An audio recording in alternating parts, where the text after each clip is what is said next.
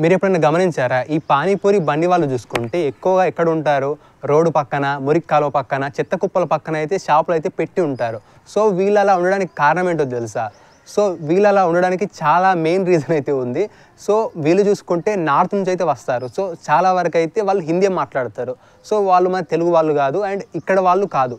కాబట్టి వాళ్ళకు రూమ్స్ అయితే ఎక్కువగా ఎవరు ఇవ్వరు. అంటే రూమ్స్ ఇచ్చినా కానీ అంటే రెంట్ ఉంటుంది, మళ్ళీ కరెంటు బిల్లు, ఏసీ బిల్లు, అంటే ఫ్యాన్ బిల్లు, సో ఇవి ఉంటాయి కదా, ఈ బిల్స్ అన్నీ పే చేయాల్సి ఉంటుంది. సో వీటన్నిటి నుంచి తప్పించుకోవడానికైతే సో ఒక మురికి కాలువ పక్కనైనా లేకపోతే చెత్త కుప్పల పక్కనైనా రోడ్డు పక్కన అయితే పెడతారు. ఇలా పెట్టడానికి రీజన్ ఏంటంటే సో చాలా వరకు డబ్బు అయితే సేవ్ అవుతుంది అండ్ ఆ బండిని చూసుకుంటే ఎక్కడికైనా దొబ్బుకొని వెళ్ళవచ్చు.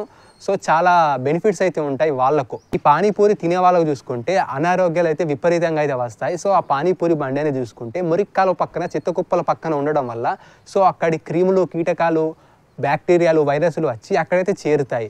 ఇంకా ఆ రోడ్డు పక్కన ఉంటుంది కాబట్టి ఆ వెహికల్స్ దుమ్ము ధూళి వచ్చి దాని మీదనే పడుతుంది. సో వాటిని మనం ఇష్టంగా తింటాం కదా.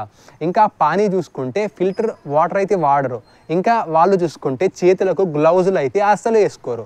ఎవరో ఒక్కరు వేసుకుంటారు, వాళ్ళు ఎవరో, నేను ఇది ఇప్పటిదాకా చూడలే. సో చేతుల గ్లౌజులు అయితే రేరు, చాలా రేరు. సో చేతుల గ్లౌజులు వేసుకోకుండా సో వాడు ఎక్కడో పెట్టుకొని వాడి ప్రైవేట్ స్పాట్స్లో గోక్కొని సో మనకైతే తినిపిస్తాడు.